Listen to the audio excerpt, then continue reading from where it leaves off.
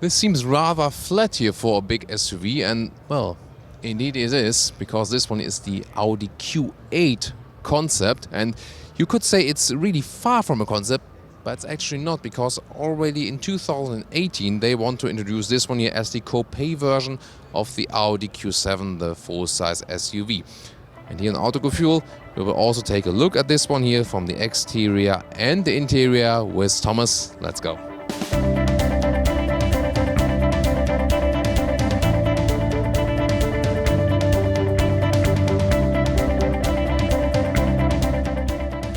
Here we go with a very massive front, transformer style, and it is said that this front will really come for the Q8, and well, I mean, you could say it's poser style, it's too much. What do you think? You know, it has something very spectacular for sure. To me, I think it would be a little bit too much. Then there's a new LED light signature. This will surely not come into reality as it is here right now. That's more for show purposes, but the front grille probably will. This is also, by the way, an e-tron model because it's a plug-in hybrid with about 60 kilometers range of purely electric. Then it's again the question if it will come in this way rather with the normal combustion engines. But we know there's already a Q7 e-tron. Maybe it will also feature this plug-in hybrid in this variant then as well. What do concept vehicles always follow? Well, two large rims and also two slim side mirrors. Probably the side mirrors will become bigger, and the inch size of the rims will become smaller. This is 23. Wow, that's huge, with carbon ceramic brakes on the inside, by the way. So this will probably be a little bit smaller. And then we got a lot of interesting design lines here. For example, here 2 lines. This one here is dissolving a little bit. The lower part and the accentuations with the aluminum, very sharp side mirrors. And then this is the really interesting part. The roofline is falling a little bit to form this Coupé styling. You will lose room on the interior for that for sure. This is more about the styling than if you want, you know, more versatile car, you will stick with the Q7. But it's the same then with the BMW X5 versus X6. Really a lot in common, the cars, but then, you know, the roofline is falling, and that makes this sportier look. And the question is always here with this SUV Coupé style trend.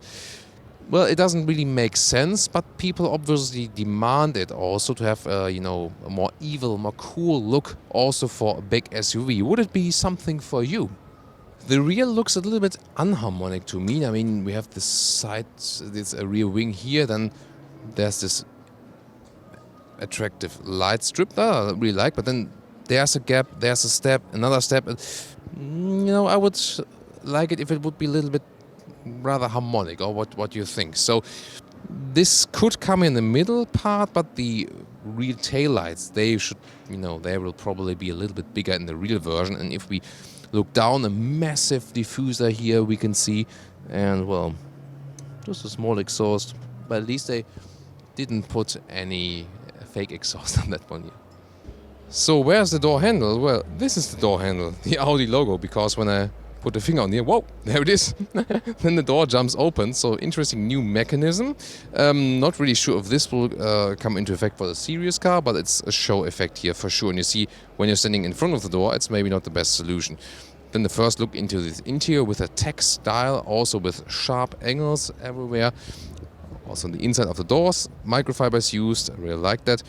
And a clean and cool look with this aluminum style here. Everything also aligned with the exterior, and I'm also exclusively allowed to take a seat right in here in this concept car. Of course, this is not really serious build, but it's really interesting. We see some of the elements that we already know, but also something that is completely new. For example, less and less buttons. For example, capacitive buttons right here at the dashboard. And the same also will account for the steering wheel. So we have less and less real buttons we can really push. Also the virtual cockpit that will then also come in a new generation. And a lot of microfiber used, for example, on the ceiling here from the inside. So we like that. And first view into a frameless mirror. And here we go. This is the new interior, how Audi conceives it. horizontal lines definitely with new vents, and this one is here all seamless, so it's really one straight line with a new digital cockpit here, and it goes further with, for example, here for the climate controls. You can all touch that, use it as a touchscreen. Really looking forward to how this one will be intuitive or not. Then the automatic lever here, this one looks quite familiar, but everything really futuristic definitely. And what I've told you earlier with the steering wheel, capacitive buttons, no real buttons you can press here. Also start a stop engine button, and you can also take a look at the demonstration of this cockpit. This car also promises augmented reality, for example, that those arrows, for example, will be then displayed also on the road, as we know from the Volkswagen ID concepts. So a lot of futuristic elements here, but nothing that you could say, oh, this couldn't work in real time. Maybe it's a little bit too much, but if they maybe mix it a little bit, so some old, some new elements, I think this could relatively work quite well. You have to get used to it. But of course, your feedback is the most important one for me, and also, of course, for Audi. Audi shows the car that you also tell them if that's maybe the dream for you or if it's maybe too much. So put that one in the comments. So what about the rear? Of course, the roofline is falling, and how will that play an effect? Well, the two single seats here, very interesting, and well, still have enough headroom with 186 or 6'2", so doesn't do any damage because it's really like hold out, so you don't lose too much headroom. So this car can still be versatile, and I mean, as you have those two single seats here, I mean, less people can drive with the car, but especially for European and US purposes, you don't see too many people in one car anyway, so this could theoretically still work, and of course a very futuristic inside again. By the way, nice cloth being used here on the back part of the seat. What about the trunk? So here we go, and the height is a little bit reduced because the batteries are placed below, but other than that, you're still quite versatile. You just lose a little bit of the height right here due to the Coupé concept, but I mean, for a Coupé sporty looking car, still reasonable in space. I would have imagined maybe there's a little bit less. Again, not really in the height, but I mean, for suitcases, this still works pretty well.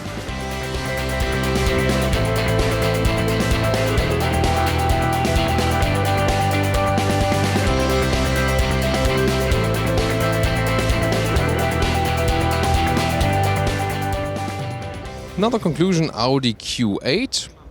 At the moment we still say concept, and it's a very daring concept for sure and very powerful.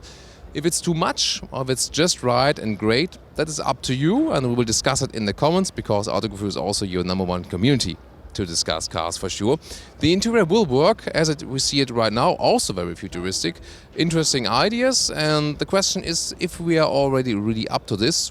What I find quite positive is that we still have a lot of room on the inside, so you don't lose too much. They have, created a design that is looking small on the outside, on the one hand, and flat, but still leaves room on the inside. Of course, it doesn't look small with the huge front. And new Audi head of design, Mark Lichter, he's been there now for a couple of years. This is one of his first brand new concept cars, and it looks a little bit like the Q2 also, because this one is already carrying a little bit of his design language. So we will see more of this design language also with other Audi models. Give me your feedback and see you at the next car.